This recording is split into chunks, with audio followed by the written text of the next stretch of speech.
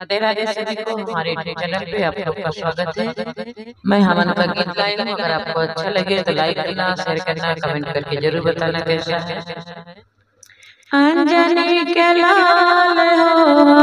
होनिया में चैया, अंजनी के लाल होनिया में चलाया,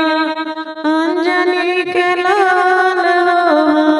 होनिया में चलाया, हो यमन में हो गौरा प्यारी हो, हमनिया गौरा प्यारी हो, संगमा में महाकाल हानिया में चलाया, अंजनी के लाल हानि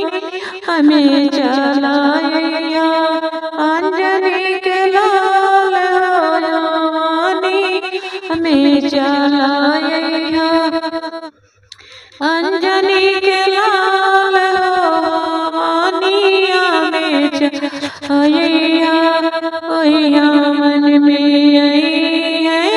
सीता प्यारी हो, में आई है सीता प्यारी, संगमा में है श्री राम हो, हानिया में चलाया, अंजनी के लाल हानि हमें चलाया, अंजनी के लाल हानिया में चलाया, हमनिया में है राधा प्यारी हो, हमनिया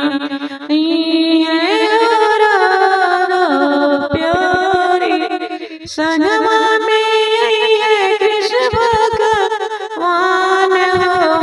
हमनिया चलाया, अंजनी के लाल हानिया में चलाया, अंजनी के लाल हानिया में चलाया,